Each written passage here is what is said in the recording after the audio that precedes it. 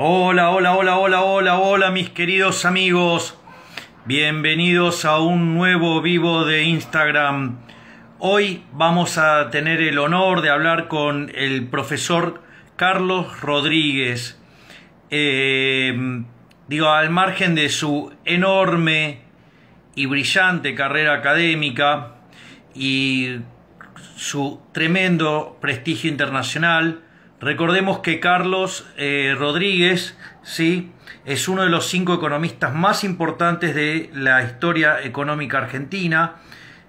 Ahora lo estoy invitando, comparte lugar de privilegio en la historia de los economistas argentinos junto a Julio Hipólito Guillermo Olivera, junto a Miguel Sidrowski, Guillermo Calvo y Alberto Venegas Lynch, hijo. Es decir, los 5 más grandes economistas de la historia argentina, acorde a mi criterio. Y ahí está entrando. ¿Qué tal, profe? ¿Cómo estás? ¿Qué tal, Javier? ¿Cómo te va? Acá familiarizándome de nuevo con este aparatito infernal. Ya me había acostumbrado a Zoom, pero Bueno, no anda con la computadora. Dale. volviste al Instagram. Sí, Estaba haciendo señor. una reflexión, que hago regularmente sobre tu actuación profesional, que sos uno de los 5 mejores economistas argentinos de la historia.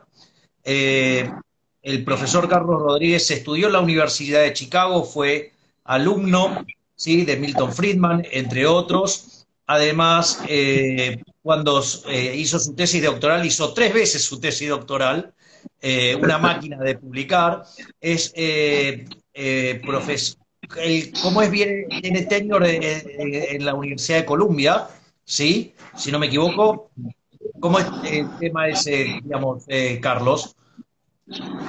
Y primero sos profesor asistente, normalmente por 5 años. A mí y después te dan lo que se llama la tenure, que quiere Claro. decir que no te pueden echar nunca, a menos, qué sé yo, que violes una alumna o un alumno. Eh, o sea, quedás de por vida.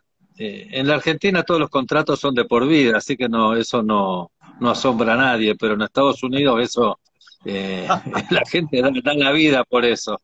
Bueno, a mí me lo dieron al cabo de un año, así que ya había logrado el objetivo y al cabo de 5 años en fin, estaba medio desubicado, me volví para la Argentina. Básicamente me vine acá de visita al SEMA, que me había invitado Pedro Pou, que estaba construyéndolo, y decidí quedarme. En realidad vine de visita vendiendo todos mis muebles y trayendo todo lo que tenía, o sea que ya tenía planeado quedarme. Sí, Claro. y tenía 5 hijos. Bien. Cuatro, perdón, cuatro. Bueno, vale también la pena aclarar que vos has llegado a ser rector de la UCEMA. Sos el gran arquitecto de haber hecho a esa universidad tan grande. Y, también vale la pena mencionar que has tenido un paso en la función pública durante el gobierno de Menem. Y, este es el motivo por el cual hoy te contacto y quiero que le cuentes a la gente tu experiencia. 3 cosas que quiero preguntarte y que me cuentes. Yo ahora después ya te dejo que vos hables fluido y todo. La primera es que me cuentes la experiencia de los 90. La segunda es estrictamente tu paso, durante lo que es la segunda parte del gobierno de Menem, ¿sí?, que es cuando, te toca estar, cuando Roque Fernández es nombrado ministro de Economía, y después tu opinión sobre Carlos Menem. Son esos 3 temas y los desarrollás como vos quieras, Carlos. Mira, cuando yo vine a la Argentina bueno, el último día de diciembre del 78, o sea, en realidad empecé en el 79, ¿no es cierto? No era un hombre político, yo vivía en Estados Unidos haciendo papers. Claro, Mi experiencia era hacer modelos matemáticos de la realidad económica que veía. O sea que claro, el primer modelo que hice cuando vine a Argentina se llamó, bueno, fue el modelo de la tablita. Eh, exacto. a raíz de lo cual mucha gente interpretó que yo le hice el modelo de la tablita a Martínez de Oz. porque se llamó el Plan Económico del 20 de diciembre del 78. Pero hay que tomar en cuenta de que yo vine a la Argentina 2 veces en la década del 70, por del suerte, porque 70. del 70, se estaban matando todos acá. Y vine porque vine de consultor al Uruguay y crucé el charco para ver a mi madre por un par de días, nada más. O Claro, sea, no conocía a Martínez Dios acá. A Martínez Dios lo conocí en enero del 79 cuando llegué. Ya había hecho el plan. Yo lo claro. único que hice fue charlar con él y después, unos meses después, unos 3 meses después, hice el modelito. Claro. ¿Ok? O sea que no tengo la culpa de la tablita. No, lo cual no quiere decir que no me haya gustado. A mí siempre me gustó el tipo de cambio fijo en aquella época, porque era un estudiante de Robert Mandel, que luego fue el premio Nobel, estudiante y colega en Columbia. Claro, Y a Mandel le gustaba el patrón oro, que es claro, un tipo de cambio fijo súper estricto. La exactamente, convertibilidad tiene que ser una caja de conversión, un patrón claro. oro un poquitito más débil, y la tablita era como un tipo de cambio fijo medio movible, preanunciado, en lugar de decir 1 a 1, era un 1 que se movía al 3% mensual, pero ese 3% estaba preanunciado. Entonces era Claro, una especie de modelo mandeliano, de un claro, patrón claro. un poquito menos rígido. Entonces me gustaba, bueno, la gente va evolucionando, a lo mejor hoy en día yo recomendaría, dado el despiole en el cual estamos, yo recomendaría, por lo menos para empezar, un tipo de cambio flotante o más flotante por lo menos, ¿no es cierto? Claro, Me obvio. parece, para salir del despelote que tenemos. Y después pensar un sistema cambiario más razonable y compatible con nuestra realidad fiscal. Pero bueno, entonces ahí empecé a meterme un poco en política, o sea, de entrada almorcé con el ministro de Economía, Pau me consiguió una entrevista, o sea, cualquier PhD de Chicago, profesor de Columbia, que en esa época de caos económico viniera a instalarse en la Argentina, merecía, parece, una entrevista con el ministro de Economía. Y siguen así las cosas. O sea, cada vez que viene un extranjero acá a la Argentina, lo entrevistan con el gobierno de Claro, turno, para que charle con el claro, ministro, lo oriente un poco. Y claro, así fue la situación, conocí el equipo de ellos, pero no colaboré, no trabajé con el gobierno. En claro, realidad fui un crítico, siempre, toda la vida fue un crítico. Mi rol ha sido ser crítico. Eh, y así seguí siendo crítico y lo critiqué bastante a Martínez de Oz, no por la tablita, sino porque no la hacía más predecible y más fija la tablita. claro. Y que Siempre no tenía critiqué consistencia fiscal, además, ¿no? y la consistencia fiscal, por supuesto, sí señor, y la apertura de la economía, y la flexibilización laboral, y todas las cosas que los de Chicago siempre embromamos. ¿Sí? Claro, Siempre fue así. O sea, lo critiqué por no ser más duro. ¿Ok? exactamente. No porque no lo quería ni me gustaba lo que hacía. Contame cómo Es que, siguió entonces tu historia o tu devenir de estar así más activo en el debate político, hasta y que, bueno, digamos, uno se va, la experiencia en los claro, bueno, 90. bueno, en Estados Unidos uno escribe para que le den la tenure. Se llama publish or perish, publicar Claro, o perecer. Pero enseguida me di cuenta que en la Argentina, si vos llegás a escribir un paper con matemáticas, no te van a subir el sueldo, ni te van a promover. Acá ya estás, ya sos. Ya claro, sos PhD de Chicago, ya sos Chicago Boy, ya tenías tenure en Estados Unidos, ya está, ya estás en el claro, SEMA. Era el sumum, el SEMA. claro, O claro, sea, no claro, ibas a obvio. estar escribiendo papers para que te los publiquen en Estados Unidos, que no tienen la menor relevancia eh, práctica en la República Argentina, ¿ok? Estar en la Claro, frontera académica americana, acá no te lo lee ni el portero. ¿Okay? claro, Entonces me di cuenta que lo que había que hacer acá era escribir en los diarios para que te lo lean los políticos. Entonces claro, hay que bajar de nivel y politizar un poco hacerlo más real, que la gente lo claro, entienda. Tenés que empezar a escribir trivialidades de golpe, que claro, entiendan que la inflación no es heredada, que no viene del pasado, que claro. viene de la emisión monetaria, que el índice de precios no viene, como decía, ¿cómo se llamaba el ministro de Economía de Alfonsín? No era Sigó, era Churruil. Churruil Surruil, te, Juan Surruil, yo lo escuché decir que la inflación se debía a la contraestación, Ah, que ah, cuando acá era verano, en Europa era invierno, y no sé por qué, miércoles, eso no generaba inflación. Y después estaba la teoría de mi gran maestro, que yo lo quería mucho, pero pobre, que la inflación era estructural. O sea que cuando un peso relativo tenía que cambiar, se ajustaba el de arriba y no el de abajo. O sea exacto. que si el precio relativo tenía que cambiar, siempre era con uno de los dos precios subiendo. ¿Ok? Claro, Pero resulta que tenemos una inflación del 3-4% mensual, y eso claro, es mucho para justificarlo por rigidez de precios relativos. Entonces tenías que exactamente. pelear, ¿viste?, contra preconceptos que llevaban décadas ya de la economía de la CEPAL, de Prebisch, en fin. Entonces eran cosas triviales en Estados Unidos. Si vos decías eso en Estados Unidos, no hubiera ganado la TENUR jamás, porque eran cosas obvias. Claro, obvio. Pero en la República Argentina, perdida entre pingüinos en la Patagonia, eh, valga la redundancia, eran cosas nuevas, que hoy en Claro, día son un dato. Hoy en día, viste, el claro, ministro de Economía se atreve a decir que la inflación puede llegar a depender de excesos de emisión monetaria, pero lo dice en voz bajita. Hay que tener cuidado claro, porque obvio. Cristina se enoja si lo decís muy fuerte, Claro, porque obvio. hay una nueva teoría monetaria que volvieron de nuevo, después de 40 años, volvieron con que Mm. la inflación se debe a la puja distributiva, que la Sí, emisión una monetaria vergüenza. no tiene nada que ver. O sea que, Sí, es ojo, una se olvidan. vergüenza. Vuelven, cada tantas décadas vuelve el tema. Bueno, en aquel momento, en los 80, sí, hasta que llegó la hiperinflación. Ya estaba Claro, yo politizado, era un economista claro, político sin ser político. claro, La gente dice que yo soy un hombre político, pero nunca me gustaron los políticos, ¿qué querés que te diga?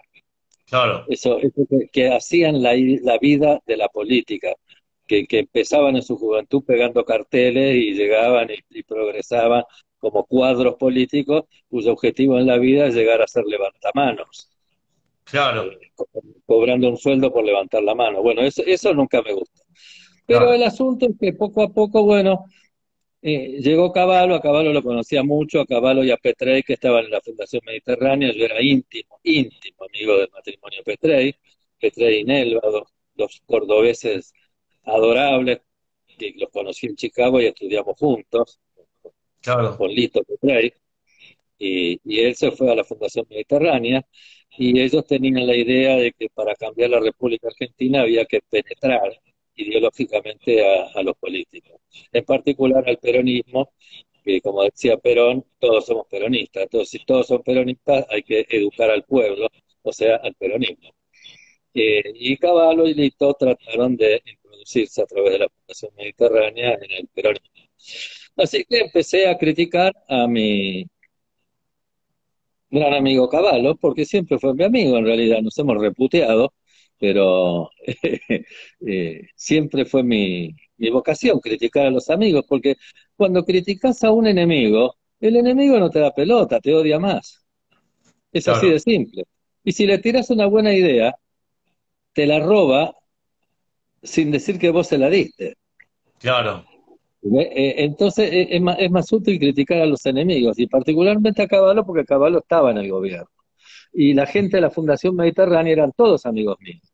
O sea que si no les llegaba a Caballo, que estaba muy ocupado haciendo política, porque él sí era un hombre muy político, les llegaba a los muchachos de la Fundación, que eran claro. todos economistas, PhDs, un equipo formidable que tuvo de gente, salvo algunas excepciones deshonestas, bueno, que eran de Chicago, pero bueno, Banco Nación me refiero. En todos lados se cuestionaba. Eh, y entonces me llegaban, he discutido con ellos la convertibilidad, creo que la primera vez que se mencionó fue en un documento de trabajo del SEMA, que lo escribimos con Aquiles Almansi, eh, y lo discutimos por meses en un edificio de Cancillería con la gente de la Fundación Mediterránea. O sea, había muchos contactos con ellos sin necesidad de que fuera con Cavallo. Caballo estaba ocupado Contame con él. entonces, profe, sobre la convertibilidad, digamos, el contexto, digo, ¿cómo lo viste vos? ¿Cómo, digamos, o sea, digo, porque en ese momento vos estabas todavía de afuera, por decirlo de alguna manera. No, no, yo estaba de afuera, Caballo no me hizo participar directamente, sí me pidió que me reuniera con la gente de él. Y nos Claro, reunimos con Esquenone también, con la gente de él, y hablamos mucho del tema. No eran economistas monetarios ellos, eran claro. de otra universidad, de los de Chicago éramos los economistas monetarios, bien monetarios. Eh, y ya habíamos escrito sobre el tema. Caja de conversión no es un tema nuevo, no lo descubrió nadie, ni lo Claro, descubrió obvio. Caballo, ni lo descubrimos nosotros. ¿Ok? Claro, Cualquier hijo de vecino que haya estudiado un PhD en Estados Unidos conoce del tema. Lo que pasa es claro, que jamás hizo su tesis sobre ese tema porque es un tema más que tiene cientos de años más o menos. claro, No, no, no es un tema de estudio permanente ese, ¿ok? Ese claro. patronor casi. ¿Ok? Tal cual. Pero en la Argentina era nuevo, bueno, lo que había que tener era lo que hace falta para llevárselo al presidente de la República y decirle qué hacerlo. Y eso, Claro. bueno, lo tuvo Caballo. Yo se lo llevé a González Fraga y le dije hay que hacer esto, y González Fraga, el documento de trabajo que está en el SEMA, cuando asumió Menem, y González Fraga lo leyó y a los 2 días me llamó y me dijo, si yo hago esto me echan. Y me lo devolvió. Y chao. Y ahí estaba escrito. Bueno, Caballo esperó 2 años más y llegó el momento oportuno, ya estaba dentro del gobierno y él lo hizo. Y él lo hizo. O sea, el mérito es de él, porque vuelvo a Claro. repetir, nadie lo inventó, no hay nada nuevo acá.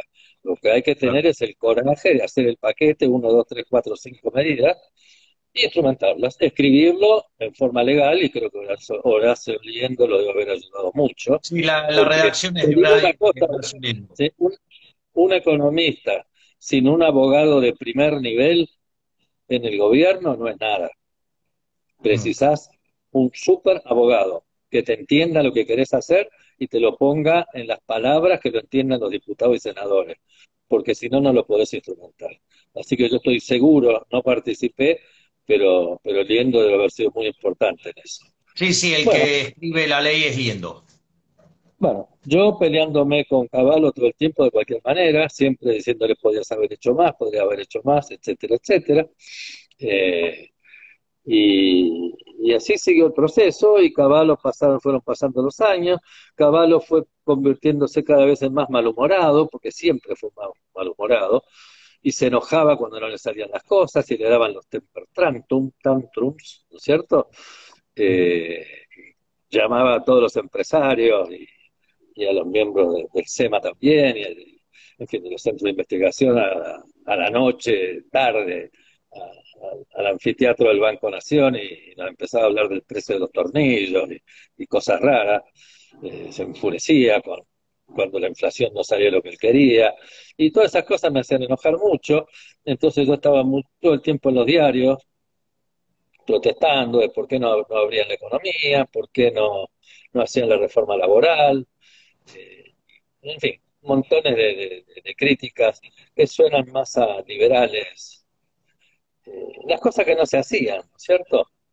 Eh, y bueno, cada vez se llevaba peor Caballo con Menem. Al final salió con una propuesta extrañísima, allá por el 95, casi 96, 95 yo creo, de que todos los consumidores responsables del impuesto a las ganancias, bueno, todos los responsables del impuesto a las ganancias consumen, por supuesto, tenían que guardar las facturas de su consumo, o sea, pedir la factura, el recibo, no sé si se llamaban factura en ese momento, y guardarlo en una caja de zapatos, básicamente, de manera tal que al año siguiente, cuando presentaran la declaración de impuesto a las ganancias, tenían que presentar la justificación de su consumo. Vos Claro. sos muy joven, vos sos muy joven, yo soy muy chinchudo, y me pareció la pelotudez más grande que hay. O sea que encima que nos cobraban un impuesto a las ganancias de la gran flauta, ¿ok? encima del IVA, encima de todos los impuestos uno arriba del otro, ¿no es cierto? Teníamos que justificar el consumo que teníamos y si no lo podíamos justificar teníamos que pagar ganancias de nuevo arriba de eso. Perdón, IVA arriba de eso. ¿Ok? O sea, pagar dos veces IVA, ¿entendés? Era, era patético, era absurdo. Vos tenías que pasarte la vida no solo laburando, sino pagando impuestos y encima tenías que pasarte la vida juntando papelitos en una caja de zapatos para pasarte semanas con tu contador, abrochándolos y sumándolos para no tener que pagar IVA de nuevo que ya lo habías pagado. Claro, ¿Entendés? Si tu consumo es el 80% de tu ingreso, ibas a tener que pagar de nuevo 21% sobre ese 80% si no se te daba la paciencia de juntar los papelitos. claro. Eso ya me pareció una cosa irreal, directamente irreal. No llegó a circular mucho, te digo. Bueno, por Carlos, esos días Cavallo entró en desgracia total. Recuerdo que recibí una visita de dos emisarios conocidos, no voy a decir los nombres, de emisarios de Menem, de parte de Bauzá, para pedirme que me reuniera con Menem allá por marzo del 96. Y les dije que no, ya me imaginé para qué era, y les dije que no, que le dijeran a Menem de que yo para reunirme con él para esos propósitos, que me invite a pescar primero, porque no me interesaba eh, lo que podía llegar a pasar. Eh, Quizás fue una chiquilinada, bueno, tampoco a nadie me ofreció nada, o sea, estoy contando un invento mío quizás, pero me pareció ridículo reunirme con un presidente a quien no conocía, dentro de un claro, gobierno peronista, para mí que yo no era peronista ni por las tapas. Eh, claro. y el tipo yo no lo conocía, para mí era un salteño medio rayado hasta ese momento. Si bien tenía respeto por Cavallo y Cavallo se había vuelto medio loco, la proposición de reemplazarlo a Cavallo podía sonar interesante, pero en el medio de una cueva de lobos, que era Claro. lo que era el gobierno para mí, hasta ese momento. La compatibilidad era interesante, pero mi visión del gobierno peronista, el gabinete, tenía altísimo respeto, era íntimo amigo de Guido Di Tella, debo decir. Eh, pero hasta ahí llegaba mi ambición por la política. No, mi idea de la política era trabajar con la gente que era ideológicamente compatible conmigo. Igual, repito, nadie me ofreció nada, así que quizás sea una idea mía y nada más. ¿Ok? Pero mi respuesta fue, no, yo no me quiero reunir con Menem, que me invite a pescar siquiera si nos conocemos. una, una respuesta media ridícula. El asunto es que unos meses después vino el día famoso en que Menem directamente lo echó a Caballo. Punto. Lo echó. Y fue el día de los tres ministros. ¿Te acordás? Y recibo una llamada telefónica de Roque que me dice, Charlie, ayúdame. Charlie, ayúdame. Y yo le dije, Ah, bueno, no hizo falta que me dijera para qué ni nada. Simplemente ahí ya había un amigo ahí adentro que me pidió que lo ayude y yo le dije, bueno. Y nos claro. reunimos a la mañana siguiente en el Banco Central, el Roque, el Pedro Pou y el Charlie, los tres, y los tres decidimos, bueno, Roque es el número uno, yo soy el número dos y Pou va al Banco Central. Y chau, ahí entré a la política. Pero Y no por Menem, contame lo que fue esa ¿entendés? gestión, No por entré favor, por Menem, Carlos. no entré por Menem, no entré por Menem, entré por Claro, Roque, para claro, ayudarlo a exacto. Roque. Y ahí me empezó a gustar Menem, porque ¿qué pasó? Roque es un tipo que tampoco es político. Y ahí fue Carola Pesino, entró Guillermo Calvo que estuvo un tiempo, entró Petrey, y yo fui y entró Guidotti, y Guidotti fue fundamental en eso. Entró todo el equipo Guidotti, del C. ¿te puedo contar algo? ¿Te puedo contar algo? Te voy a Dale, decir algo. Pablo Guidotti fue el mejor profesor que tuve en toda mi vida. mirá qué Lo bien. tuve, lo tuve en un, lo tuve en un curso de tópicos avanzados de Economía Internacional Monetaria 2, ¿sí? Y vos Ese es el sabés mismo que curso que yo. Ah. vos sabés que fue una ¿Pero a dónde? experiencia ¿En Ditela? maravillosa. ¿En Ditela? En Ditela, sí. Claro. Sí, era tópicos avanzados de economía internacional y monetaria 2. Ujú. Y bueno, ahora voy a contar una anécdota. A mí una de las cosas que me sorprendió de Pablo Guidotti dando clases es que empezó a hacer un análisis y entonces empezó, bueno, ¿qué ganamos, qué perdemos, no? Y empieza a derivar las condiciones de primer orden, pero sin la función objetivo.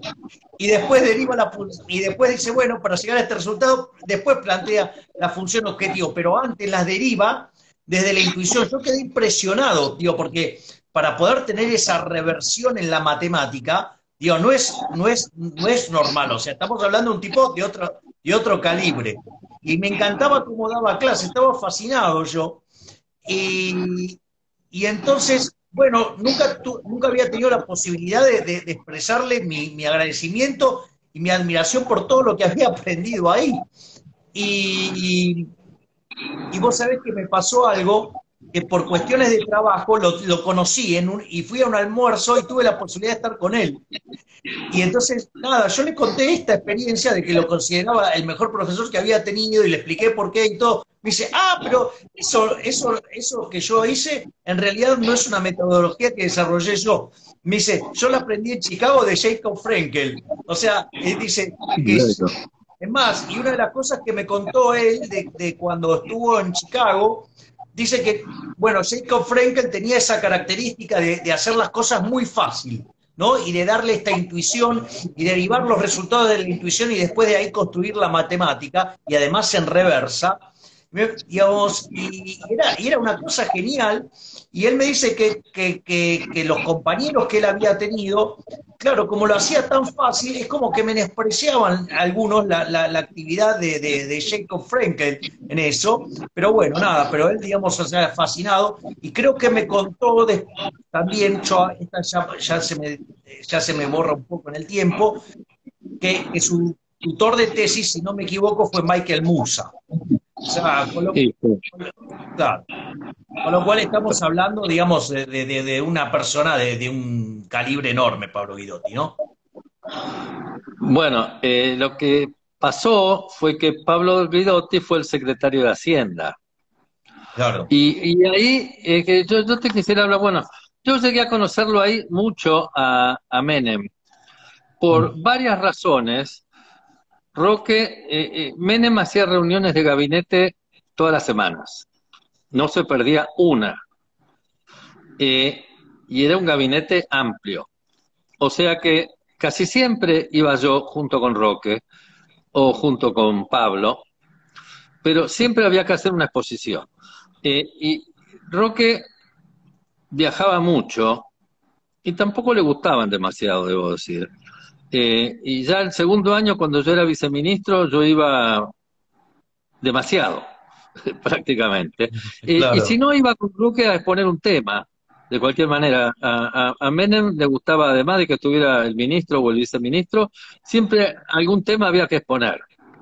Tema X, no importa, un PowerPoint. Así que yo iba a casi todas las reuniones de gabinete. eh, y llegué a conocerlo mucho, y a Menem yo creo que me tenía simpatía, cariño. De hecho, cuando me fui me dio una medalla de oro que me la robaron en el SEMA. Pero bueno, entraron ladrones una vez y se la llevaron. El portero se la llevó, que sabía dónde estaba. Pero bueno. Eh, eh, y era interesante el hombre, como escuchaba todo y hablaba de todo. Hay un tuit filmado de polémica en el bar, acá circulando entre ayer y hoy, de Menem hablando en polémica en el bar sobre las jubilaciones. Y es impresionante. Ese hombre habla con una firmeza del tema jubilatorio que ningún ministro de Economía desde Caballo en adelante ha podido hablar eh, con esa Con esa firmeza y con ese consistencia. conocimiento, con esa consistencia. Es increíble porque el tipo sabía de todo. No matemáticas, obvio, No, pero no, está bien, pero entendía, manejaba el concepto. entendía la restricción presupuestaria, entendía la inflación, entendía la deuda, entendía la tasa de interés, todo.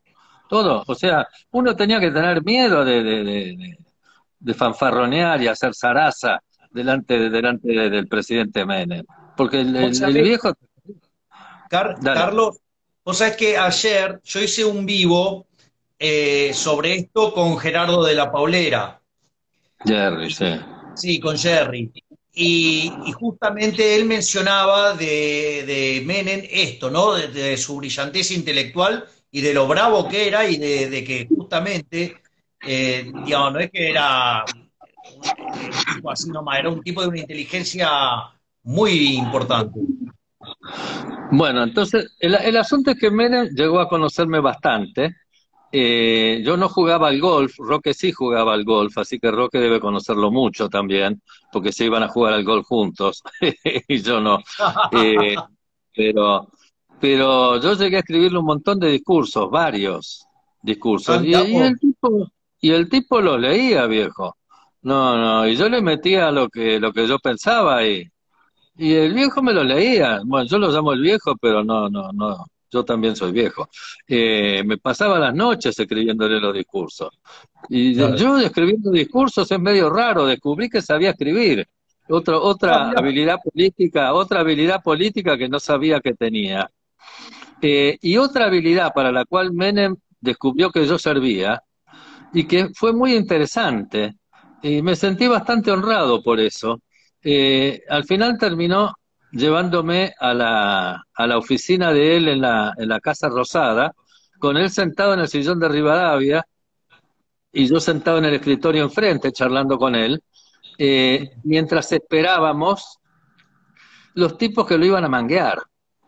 Ah, Y él me llevaba cuando quería decir que no. decir que no.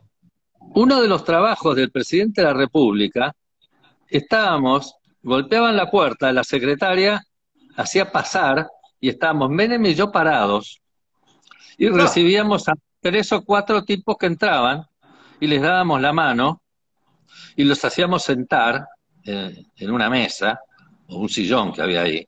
¿Eh? mm, Eh, y yo tenía que tomar la batuta, los tipos le trataban de hablar a Menem y Menem delegaba en mí. ¿Y a qué iban claro, los tipos? Iban a pedir. claro, Es obvio que si Menem les quería dar algo, no me iba a llevar a mí. No obvio, sé, claro. no sé, yo no estuve. Pero cuando Menem quería no darles algo, me citaba a mí como acompañante y yo cortaba cabezas que daba miedo. Era un capo en decir que no. Claro, claro. Simplemente Menem escuchaba, Carlitos, ¿lo entendiste? Sí, sí, sí, bueno, vos reunite con ellos, entonces acá el doctor Rodríguez se va a reunir con ellos, el viceministro, y terminan el asunto este. Desgraciado, desgraciado el Carlos.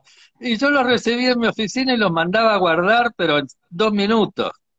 Claro, Y se acabó el problema, les explicaba el tema de la plata, de la eficiencia, de la tasa social de retorno, de la evaluación de los proyectos, y chau pichucho, adiós. Y Menem entendía perfectamente bien lo que yo hacía, o sea, yo ya sabía que si Menem me cita a una reunión con él para recibir gente que le iba a pedir cosas, es para decir que no. claro. Adiós. Funcionó perfecta esa relación. Qué Pero bueno. le prometían el oro y el moro y yo parece que soy experto en explicar que eso no Que funciona. no, que Así que no. esa relación anduvo bárbaro, la de los discursos también anduvo bárbara y bueno, para eso servía. Era, al fin y al cabo, yo no era un ministro. Eso Claro, también, ahí me escriben siempre en Twitter. ¿Y usted por qué no arregló el déficit fiscal y por qué no arregló esto otro? Porque yo era un viceministro.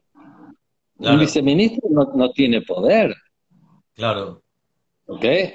Como muchos los ministros tendrán poder o los jefes de la Cámara de Diputados y de senadores, qué sé yo, los más Igual políticos son... hoy, si no me equivoco, hoy, y si no lo hiciste ayer, vos mandaste un tuit sobre el tema del gasto público consolidado en términos del PBI, que es Sí, señor. interesante que lo cuentes.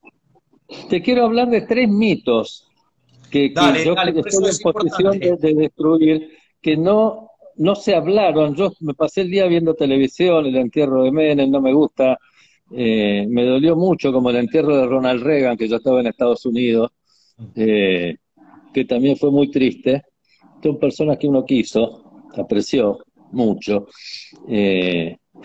Eh, Hay tres mitos que se dieron que yo creo que puedo opinar sobre los tres mitos. Sí, Un por mito supuesto. fue Quiero que cuentes del, eso, Carlos, por favor.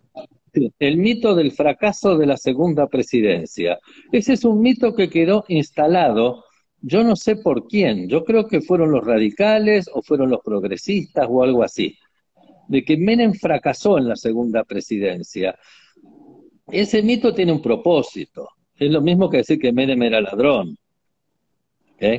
Y algunas otras cosas que ahora voy a seguir nombrando, pero el fracaso de la segunda presidencia de Menem es necesario para decir que fracasó. Es como decir que el boxeador perdió por nocaut en el último round. Claro. Sí, iba ganando la pelea, ganó los primeros 9 rounds, pero perdió el último round. Entonces fracasó. ¿Viste? Un boxeador que pierde por nocaut el último round perdió la pelea. Claro. Entonces Menem fue un fracaso. Eso es lo que te quieren decir, que fue un fracaso. Bueno, Bueno, pero yo te no, voy a a decir, ver, pero esto es importante porque el propio Gerardo de la Paulera ayer lo señalaba.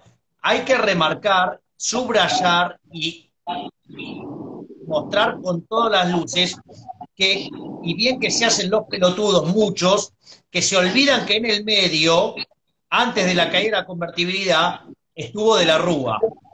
no Y se olvidan, lo ignoran a propósito, obvio, sí, lo yo lo ignoran tengo a clarísimo. propósito.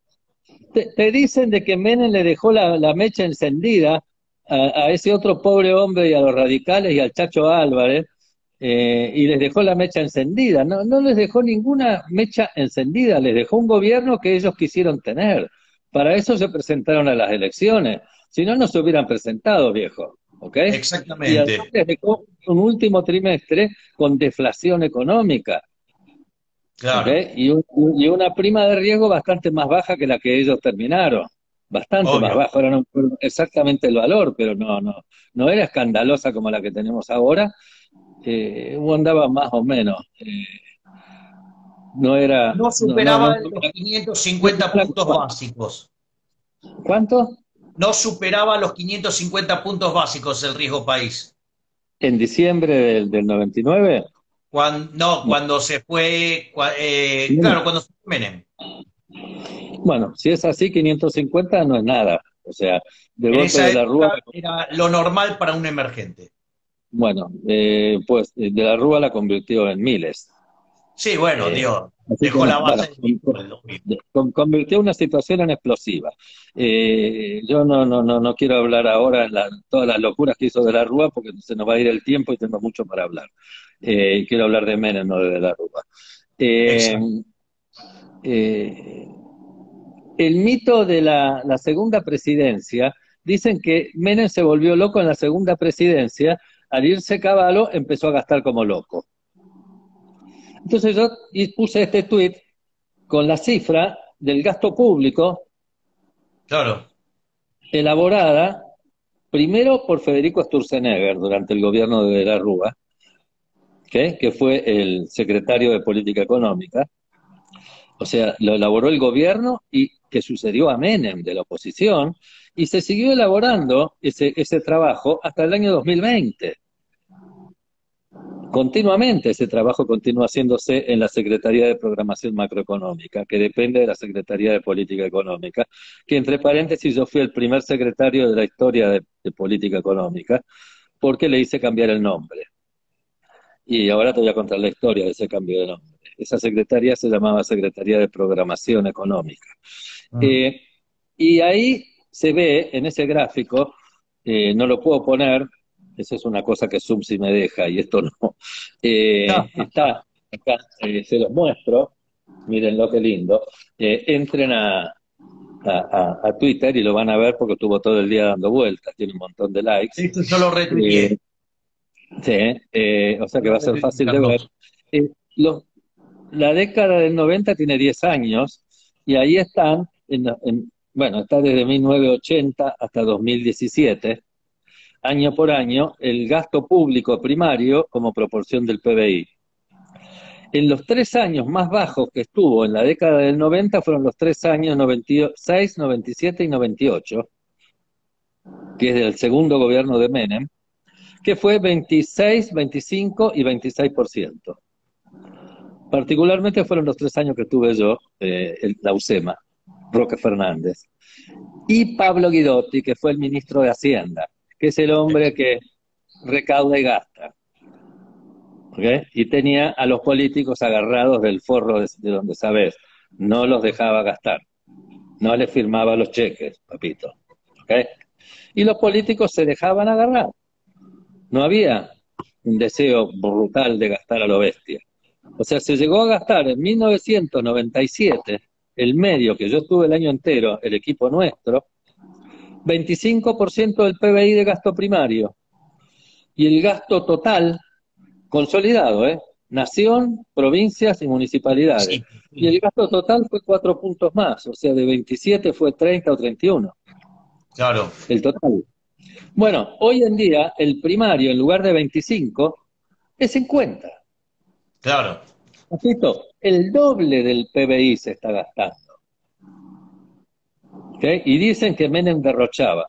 Primero, Menem no derrochaba, gastaba la mitad de lo que está gastando ahora Alberto, como Exactamente. porcentaje del producto. Primero, atente los liberales, ¿ok?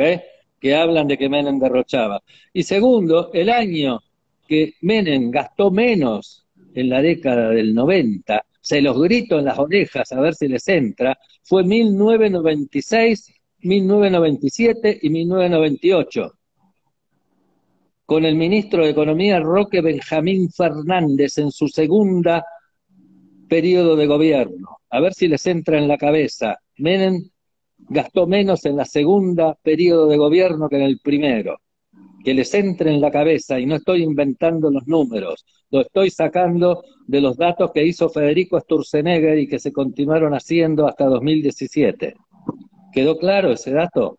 ¿Sí? Perfecto. Vamos a Después, la segunda. Sí, el último año, 1999, subió un poco, pero no llegó a 30, subió a 28, o sea, de 26 en el 98, 26%, subió a 28, subió 2 puntos en el año electoral. Entonces ahí pueden decir, hubo derroche. Menem hizo derroche en el año electoral. Sí, señor, subió 2 puntos del PBI el gasto público primario. Ese fue el derroche. Pero ¿alcanza eso para destruir la convertibilidad? 2 puntos del PBI, cuando los Kirchner lo subieron 25 puntos y todavía no llegaron a destruir el país. Y Menem lo subió 2 puntos en el año electoral, que fue un año recesivo. O sea, consideren que el PBI cayó 1 punto. Y que claro, Duhalde le sumó otro punto en la provincia de Buenos Aires, porque el candidato era Duhalde. claro. No fue Menem que lo subió. ¿Ok? Claro, Sean justos, no lo querían al riojano, porque era un negrito petizo y feo para los hombres, porque parece que las mujeres lo querían. Eh, Ah, pero sean justos, los liberales tienen que ser un poquito justos también, ¿no es cierto? Yo entiendo que los radicales no lo quieran a Menem porque les fue bien, pero que los liberales lo ataquen porque les fue bien es insólito. Bueno, estoy así que totalmente de acuerdo eso contigo. está refutado por los datos, ¿ok? Dale, Y pasemos me a la dijeron, segunda, profe. Ahí bueno, tiraste la del gasto público. Vamos a la segunda.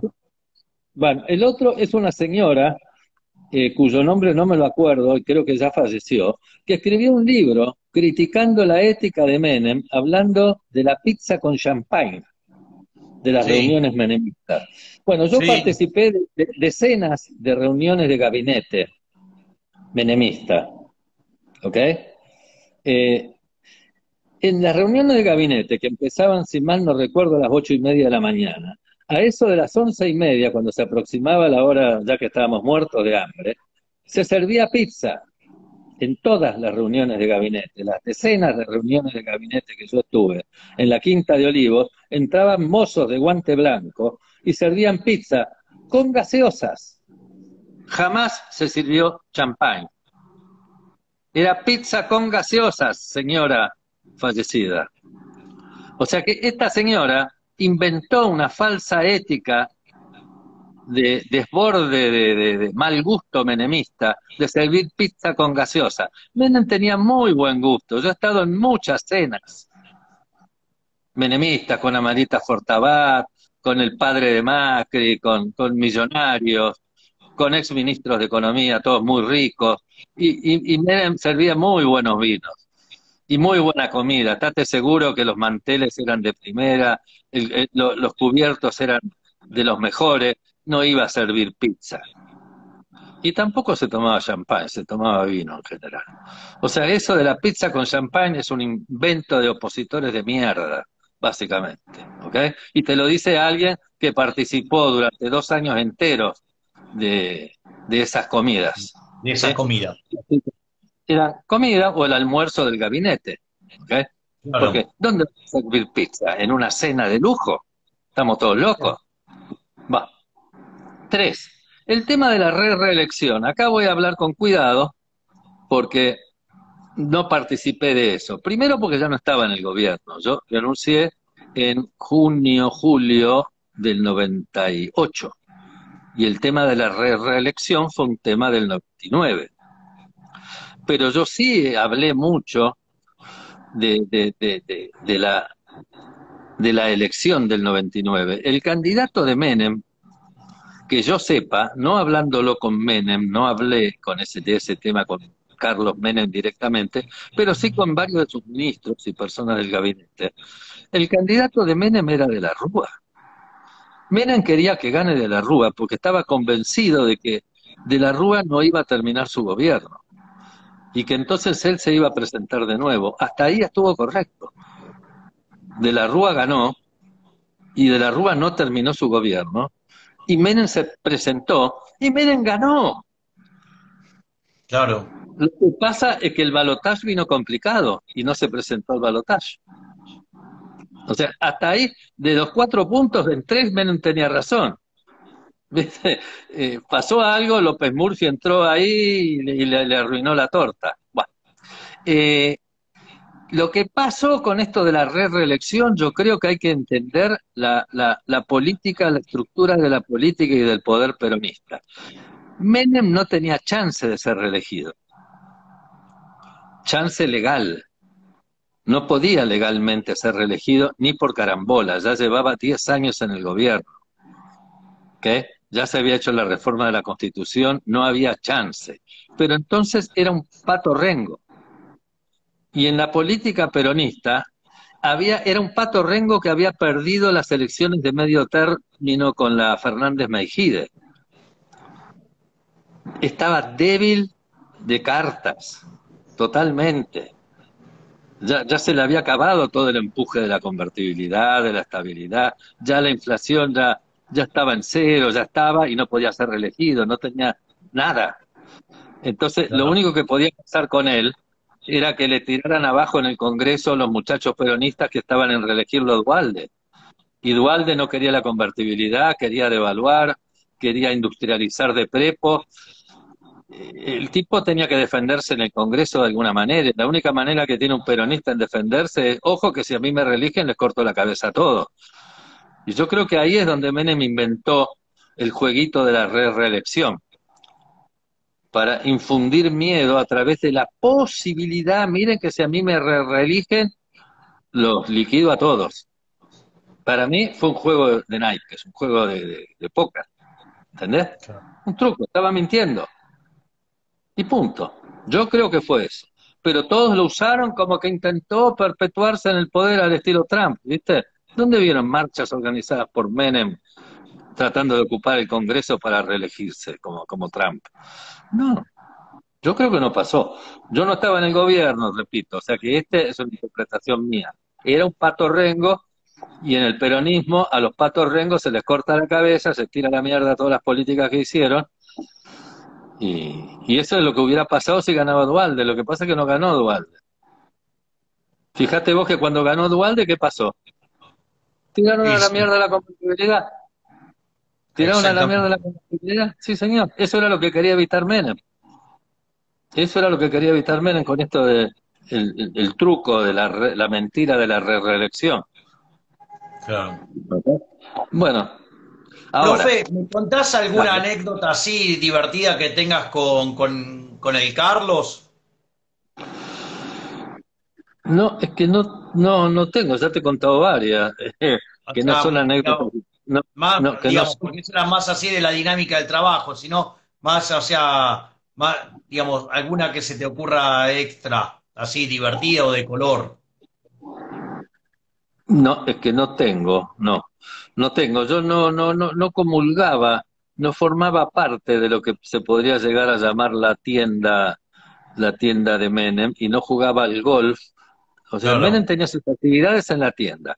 Cuando estaba solo en la casa de gobierno, normalmente él tenía un cuarto al lado. O sea, yo charlaba con él, pero no era amigo de él. Ah, ok. Era muy difícil para mí hacerme amigo de él. Te voy a explicar más. Yo he estado docenas de veces recibiendo gente junto con él. En esas reuniones, yo estaba solo con él, entraba la gente y nos sacaban una foto. Yo debo Mm, ser la única persona de la República Argentina al cual le sacaron docenas de fotos con Carlos Menem, y no tengo ninguna. No claro. tengo ni una. No tengo ni una, no guardé ni una. Vos sabés que la secretaria privada de Menem es prima segunda mía. Ni siquiera la llamé nunca para pedirle que me mande alguna. No tenía admiración por él, tenía respeto por él.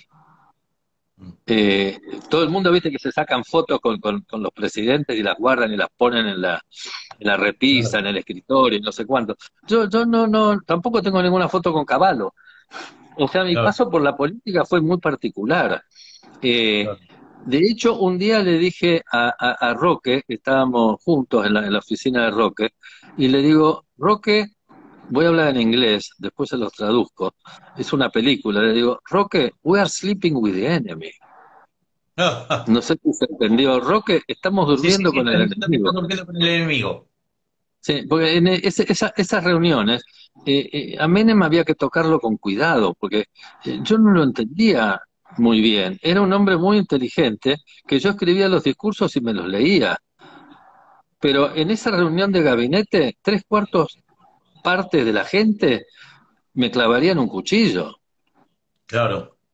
O sea que el menemismo era un fenómeno muy particular. De hecho, al año de estar ahí, yo le dije a Roque, Roque, quiero renunciar. Mm, Y Roque habló con Menem, y Menem me dice Roque que le dijo no es conveniente que Carlos renuncie, sería una muy mala imagen.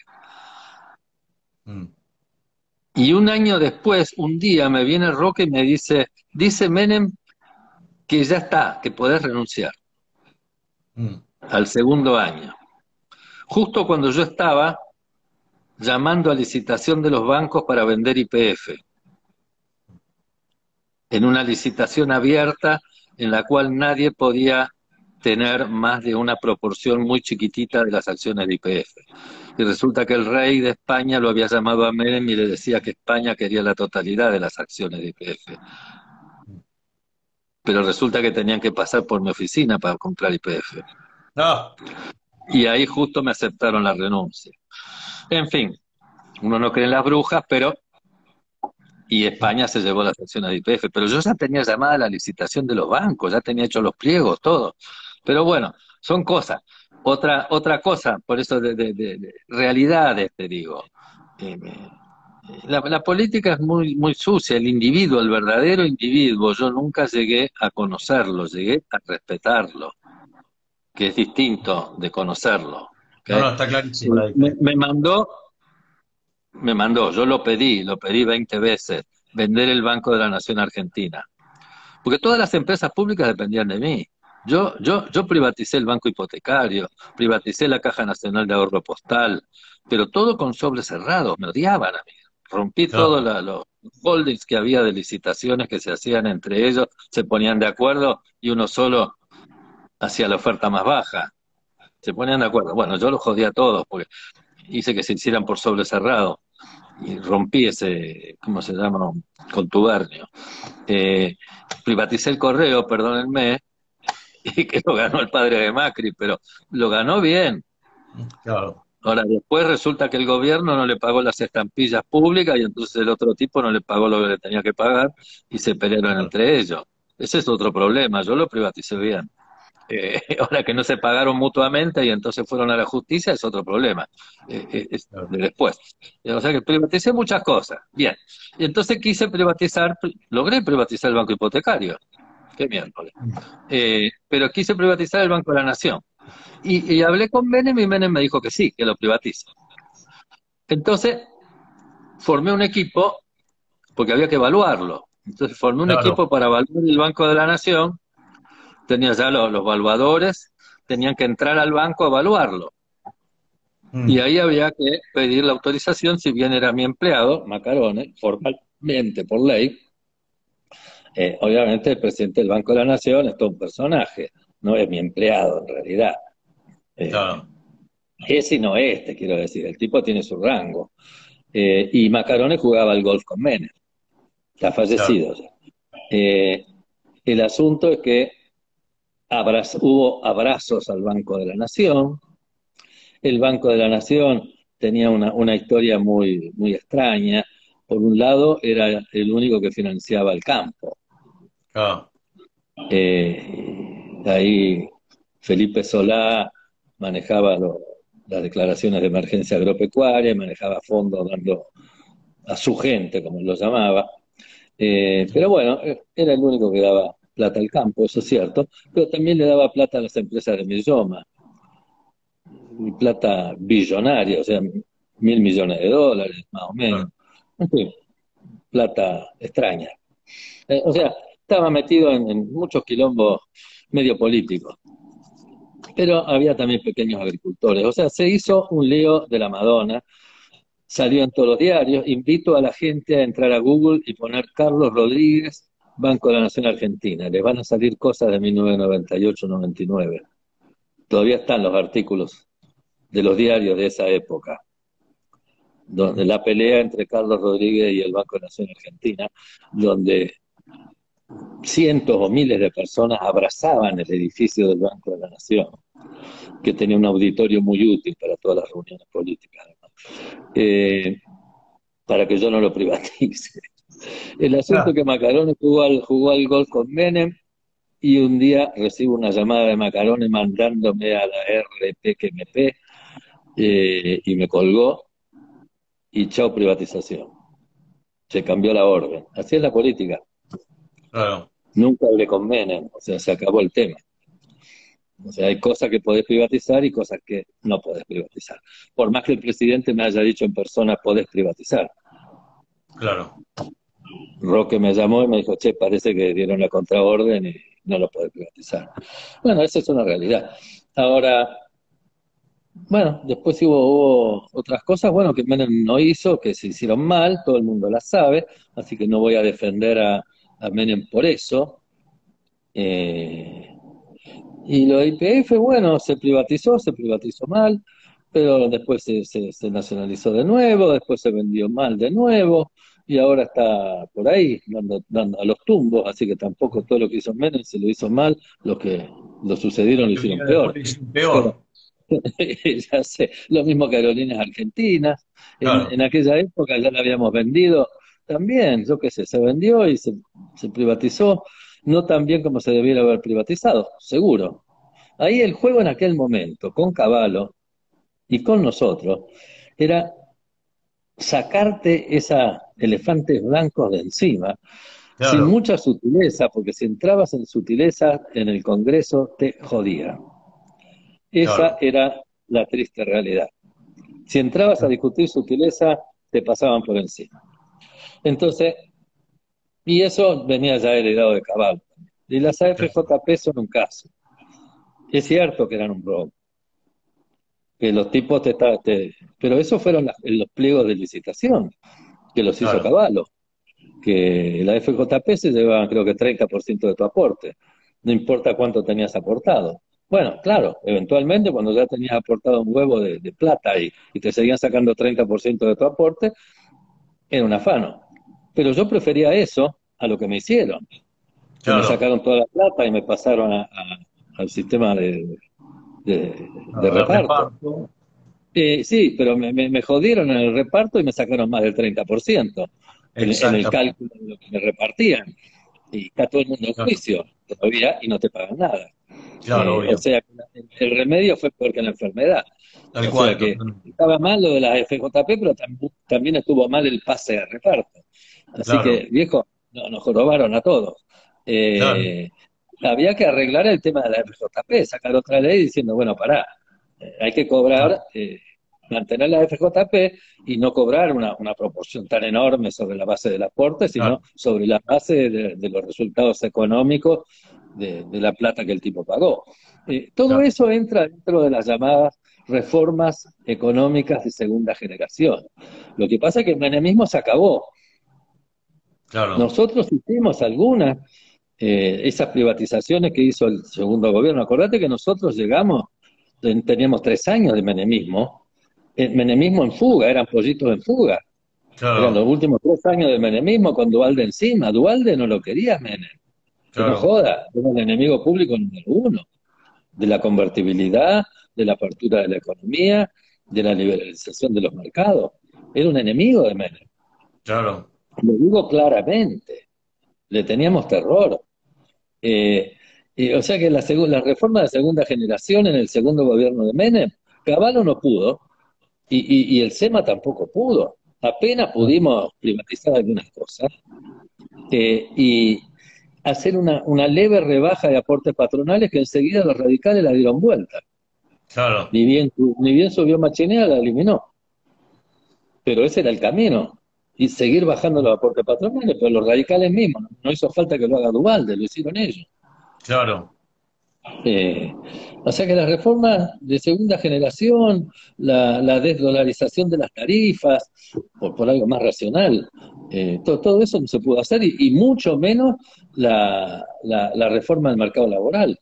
claro, El SEMA en 3 años no estaba en condiciones, sin el apoyo de los sindicatos, y claro, con Menem sin poder político, y con Menem sin poder político, para hacer una reforma del mercado laboral. Entonces, claro, toda la serie de pobreza, de desempleo, te está mostrando que no pasó nada, que con la convertibilidad no hubo caídas significativas de la pobreza en el desempleo. Y no debe haberlas porque estás con tipo de cambio fijo, abriste la economía que te la abrió Caballo, y, y no se reformó el mercado laboral, eso sí fue un error.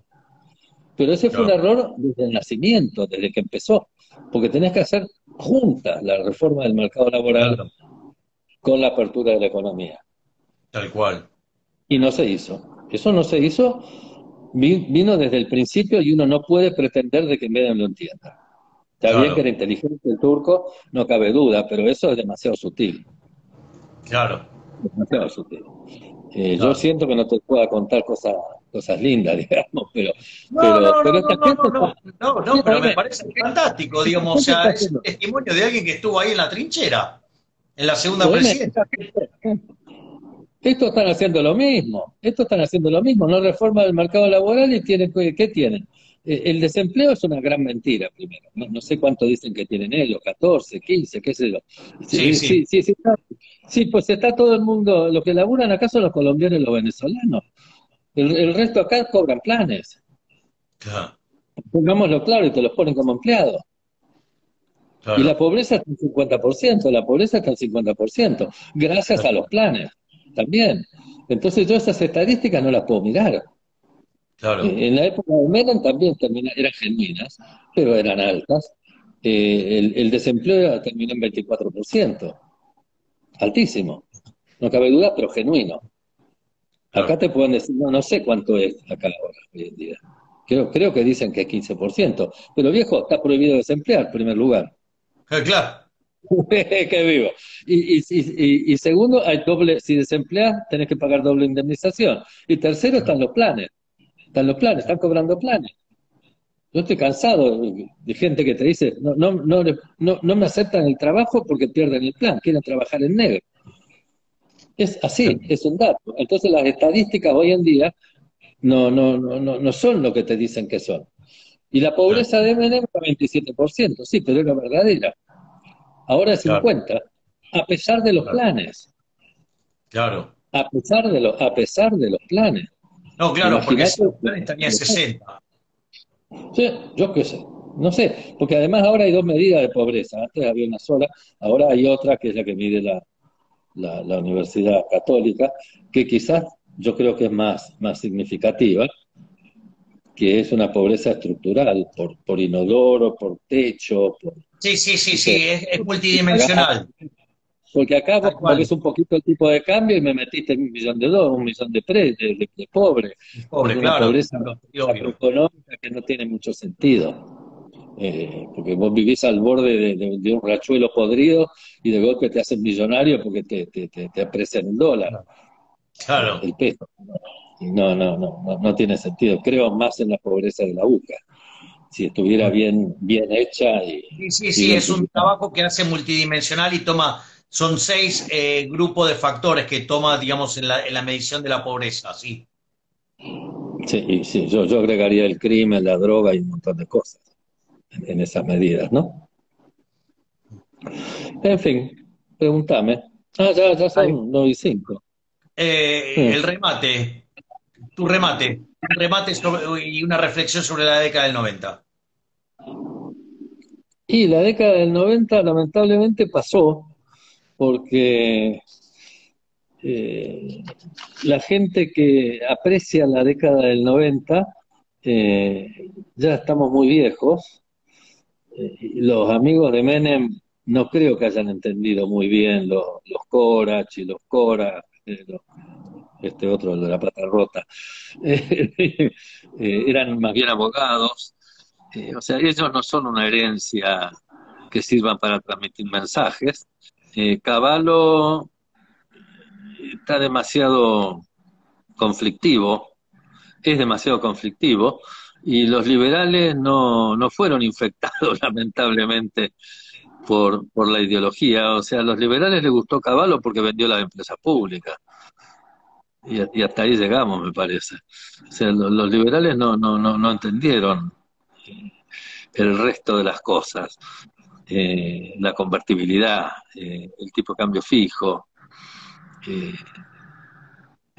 no están entendiendo muy bien.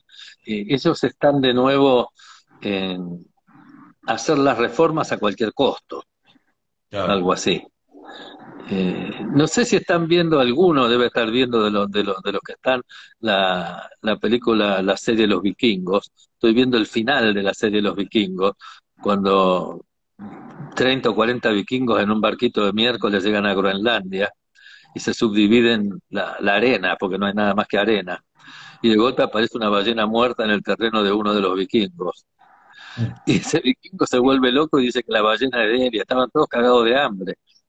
Nadie Ya. tenía comida, ni pasto había, no había nada. Y este vikingo se vuelve loco y dice que la ballena es de él, que los dioses quisieron que la ballena cayera muerta en su terreno, así que él solo se iba a comer la ballena. Se agarraron a lanzazos y se mataron todos. Se mataron todos y quedó el tipo arriba de la ballena diciendo soy el rey de Groenlandia. Y los sobrevivientes se fueron y lo dejaron con la ballena. Eso no Claro. es liberalismo. Eso no es liberalismo, por más que los dioses lo quieran. ¿Entendés? Y nuestros liberales no tienen muy en claro el rol de la propiedad. Esa serie, ese final de la ballena es para verlo, es realmente para verlo, porque es interesante. Eh, y la convertibilidad nos dejó varias lecciones ahí sobre la colaboración mutua, el rol de las empresas públicas. ¿Hay que destruirlas o hay que manejar bien? El caso de la vacuna ahora es un caso en particular, por ejemplo, eh, sobre colaboración del sector público y del sector privado. Y acá el sector público lo quiere todo para él. Claro. Y los liberales simplemente te dicen que no haya vacuna. Y ninguno, salvo yo, creo que soy el único que digo, ¿por qué no dejan que el sector privado participe y importe también vacunas y la Claro. venda? No hay, no hay ningún tipo de diálogo, ¿entendés? O que Claro. no haya vacunas, vos estás de acuerdo con eso, me parece. No, no, Eh, no, no, yo digo que que no no, sirve para o nada, sea, y el gobierno, para mí tiene que ser opcional, no puede ser obligatoria. Claro, bueno, pero hay otro enfoque, ¿te das cuenta? Opcional versus obligatorio es uno. Pero el segundo, ¿por qué tiene que tener el monopolio el Estado? Eso me parece Totalmente de mucho. acuerdo contigo. Digamos, si hay un monopolio que es malo es cuando ese monopolio lo tiene el Estado. Yo estoy de acuerdo con eso. No tiene por qué tener el monopolio. Ahora que el Estado dé vacuna en las villas donde están los pobres que no tienen un mango, y si le das plata para que se vacunen, compran droga en lugar de vacunarse, pará, bueno, está bien que la dé el Estado, opcionalmente, como la educación pública, viste, para los muy pobres. ¿Ok? Pero dejá que también la den la farmacia privada. En Estados Unidos la están dando en los supermercados. Claro, Entonces, ese es otro eje de discusión, ¿entendés? Ese es tal cual estoy otro de eje de acuerdo. discusión. En fin, hace falta un poquito más de discusión de ese tipo de temas. Y hay muchos de ese tipo de temas para discutir entre la posición liberal y la posición extrema que está tomando el gobierno, que es que la única manera de desarrollarse es a través del monopolio del Estado. Claro, Y que claro. lo haga el Estado. Y eso está muy mal. A lo mejor que el Estado tenga el monopolio de los fondos para el desarrollo y que los dé a través de crédito hasta que salgamos de esta pandemia de miércoles, ¿viste? Pero que encima sea el Estado el que haga la fábrica, miércoles. Ese es otro tema para ser pensado, ¿viste? El Estado haciendo zapatos. Es, es otro eje de discusión. El monopolio está mal de entrada, ¿no es cierto? Pero que encima que el Estado tenga el monopolio, no solo de los fondos financieros, que es a donde están apuntando, ¿ok? Sino que usen esos fondos financieros para hacer fábricas que sean del Estado. Claro. Eso es más grave todavía. Es Más grave todavía. sobre Mojado. llovido, mojado. Hay que abrir más todavía el, el, el foco. Bueno, Javier, me parece que nos estamos metiendo demasiado en algo que ni lo tengo bien pensado yo. Dale, Demasiado. pero dale. Pero, Yo eh, te quiero agradecer enormemente, Carlos, que nos hayas regalado esta charla, porque siempre es muy valioso tener charlas contigo. Uno puede estar más o menos de acuerdo en algunos que otros temas, pero siempre es muy valioso la posibilidad de discutir, digamos, con alguien como vos, digamos, o sea, y además, digamos, alguien que es tan importante para la historia de los economistas argentinos y tenemos la posibilidad de poder interactuar contigo, con lo cual para mí es un privilegio y es un honor tener la posibilidad de hablar contigo y quiero darte las gracias por habernos regalado este tiempo tuyo. Te mando un gran abrazo, profe, gracias. un abrazo a todos. Chao, Javier. Gracias, profe. Hola. Chao. Ok. Chao.